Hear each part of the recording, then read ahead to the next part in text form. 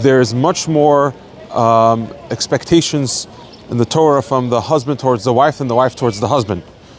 The husband, he has to provide, of course, she'erak sutav onata, food.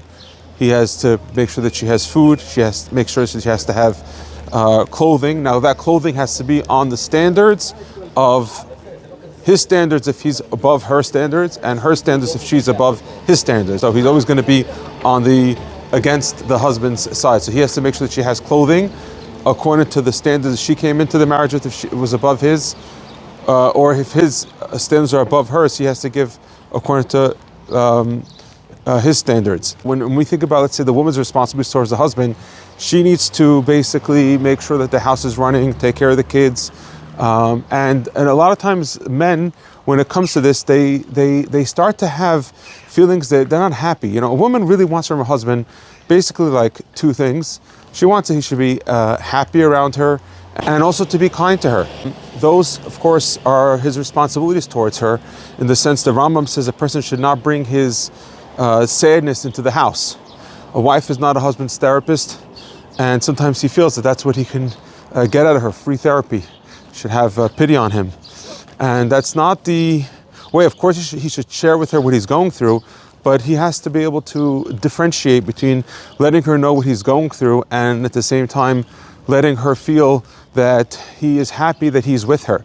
The responsibilities of the husband to the wife to make sure that she is feeling that she's in a safe place, that he gives her the feeling that he doesn't have anybody else in his mind that he would want to marry. And even if there is somebody prettier than his wife, he has to give her the feeling that I would never ever love any other woman than you.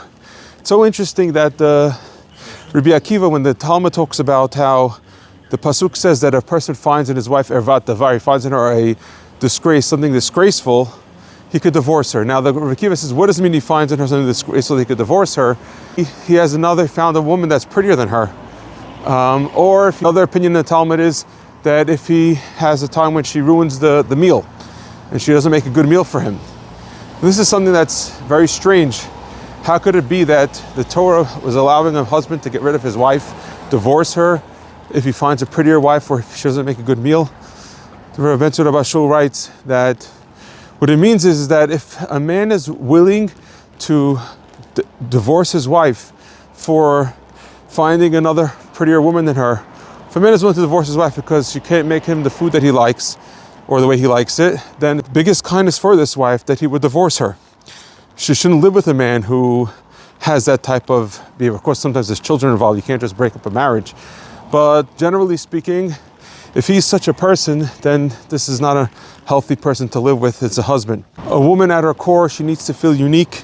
If a woman feels that her husband is looking other places or, comparing her, it's like basically, if he looks at other places, it's like basically taking a knife and carving out her eyeballs. That's what she feels like. Ask any woman. I've dealt with this, helping couples, and this is how the wives explain how the pain is. And if his heart is somewhere else than on her, then she feels like he took a knife and he basically carved out her heart from her back. And that's the responsibility of the man to do whatever he can to make sure that he's going to be as transparent as possible towards his wife and to build a healthy relationship in the sense that she feels that she's unique and that there's nobody else in her husband's heart. Of course, men are men, and it's a challenge. And she's not supposed to be his mashgiach. She's not supposed to be on top of him and watching over his shoulder. But there is a certain amount of responsibility of transparency of the husband towards the wife.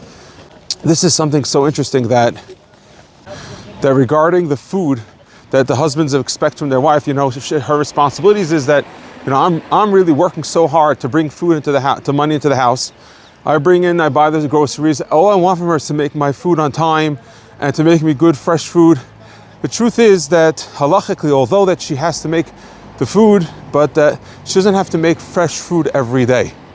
Rav Ben Tzur Bashul writes that she could make the food for the whole week and put it in the freezer, and that's considered like she did her responsibility in making the food for the household. But the husbands should understand that we have a lot more to appreciate about the wives because we are responsible towards them so much and they don't really have the equal amount of responsibilities back towards us, especially even if the household things that she has on herself. But if she has maids, which he has to give her, if that's the standards that she's accustomed to or he's accustomed to, then if she has maids in the house, then a lot of the responsibilities are on the maids. There's certain things that she's expected to do either way, like make the beds, because that brings a certain amount of love between husband and wife, that she should make his bed. But otherwise, this is the responsibilities. It's important that the men learn both ways of responsibilities, and so what they're responsible to her, and to understand what she's responsible to him. And it's a good question, why is it that the Torah, in a way, is so on the taking care and protecting the woman? And of course, it's because the woman is generally on the weaker side, in the sense that in those days, she wasn't able to support herself and she needed the husband to step up. If we could understand this, we would appreciate our wives much, much more.